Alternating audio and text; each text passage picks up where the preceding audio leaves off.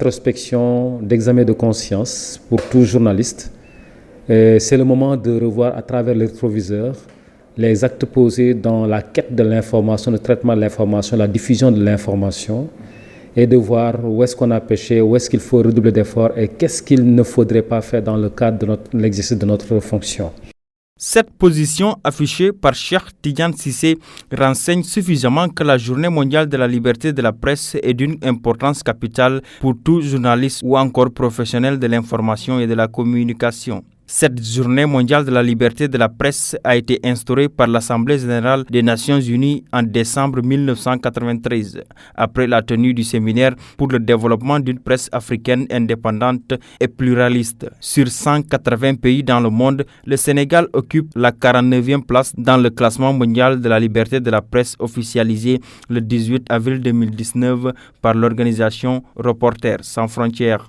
Une position dont se félicite le correspondant de la RFM à Ziguinchor. Le Sénégal est quand même l'un des pays classés dans une zone relativement acceptable en termes de liberté d'expression dans les médias.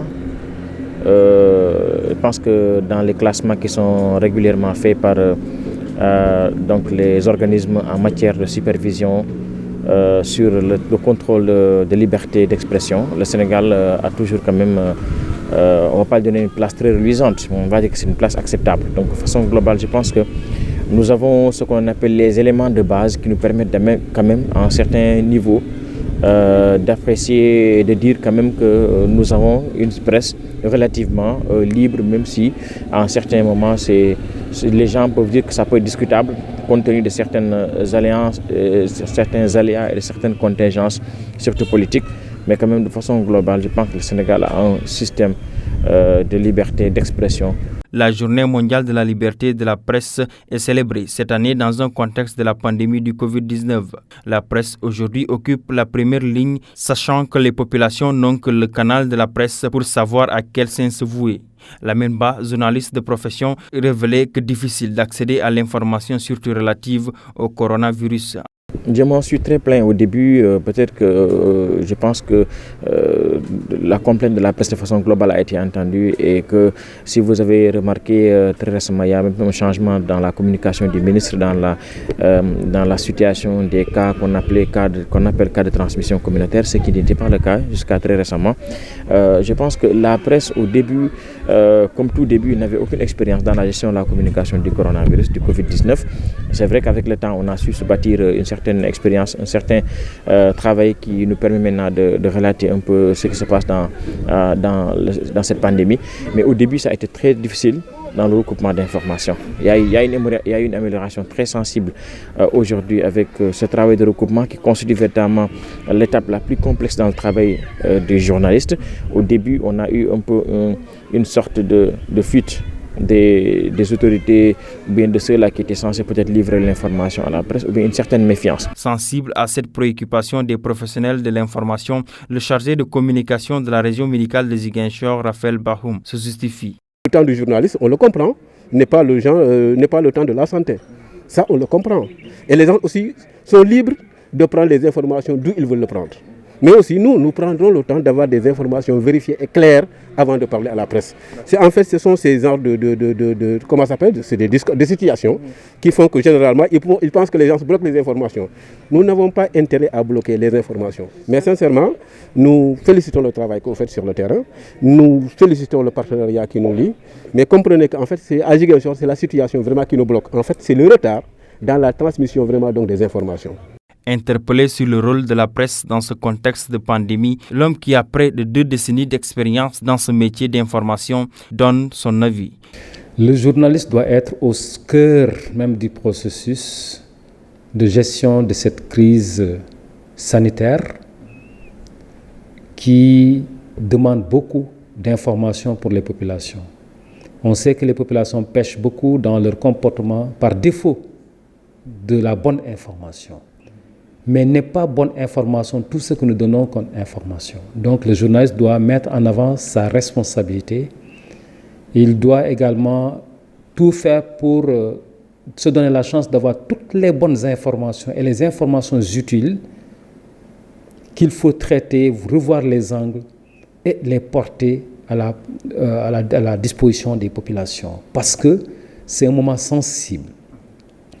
Quand on parle de moment sensible, ça veut dire face à l'exigence ou au devoir d'informer et au besoin des populations d'être informées, il faudrait que le journaliste ait de la hauteur. La crise sanitaire peut être assimilée à une période d'information sensible.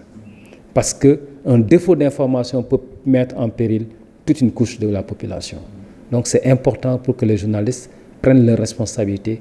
Dans ce cas, ils savent qu'ils ont un rôle à jouer, mais aussi il faudrait que ceux qui doivent donner la bonne information se dotent également le dispositif qu'il faut pour que très rapidement le journaliste ait la bonne information qu'il faut livrer à la population. C'est comme en situation de guerre, c'est comme également en situation d'urgence comme nous vivons en ce moment. Donc, il faudrait certes mettre en avant ce qu'on a appris à l'école, mais l'expérience de terrain aussi doit servir parce qu'on agit sur la conscience des populations. Et quand on doit agir sur la conscience des populations, on doit faire beaucoup attention pour ne pas porter les populations en dérive par la mauvaise information. Aujourd'hui, force est de constater beaucoup d'informations, bonnes ou fausses, passent par le canal des réseaux sociaux, chose qui constitue une entrave pour la presse, soutient la voix de la RFM dans la capitale sud du pays. Le travail des journalistes est devenu beaucoup plus complexe. Parce que finalement, le travail des journalistes, le journaliste est souvent rattrapé par ce qu'il voit sur les réseaux sociaux, qu'il est obligé de suivre parce que les gens ont besoin de recouper l'information. Mais il faut faire attention parce que aussi, si c'est le citoyen simple, la responsabilité elle est déterminée. Si c'est un citoyen simple qui fait une publication sur un réseau social, ne détenant aucun outil qui lui permette d'apprécier l'orientation d'une information, on peut dire que c'est compréhensible, même si ce n'est pas explicable, ce n'est pas justifié. Mais quand l'information elle est véhiculée maintenant par un professionnel de l'information sur un réseau social, là la responsabilité elle est tout autre. C'est pourquoi les journalistes qui véhiculent les informations sur les réseaux sociaux ont aussi cette responsabilité de la recouvrer de force, de sorte qu'elle soit inattaquable en termes de véracité, en termes de crédibilité. Parce que aussi, comme on dit, le succès du journaliste, c'est sa crédibilité. C'est cette façon de donner cette information et ne pas s'attendre le lendemain à ce qu'elle soit démentie. Mais les réseaux sociaux aujourd'hui sont devenus, il faut le dire, c'est un mal, c'est devenu le symbole du fake news, comme on a l'habitude de le dire. Et aujourd'hui, beaucoup d'informations qui sont véhiculées au niveau des réseaux sociaux sont à vérifier ou bien ne sont pas toujours conformes à la réalité. Et ça, c'est devenu un peu le problème parce que malheureusement, c'est devenu un outil d'information incontournable aujourd'hui à côté des médias traditionnels qui s'appliquent cette rigueur de recoupement que les réseaux sociaux ne font pas. Les atteintes contre les journalistes se sont espacées ces dernières années, mais certains sujets restent tabous. Plusieurs médias ont été convoqués et intimidés pour avoir rapporté des faits de corruption.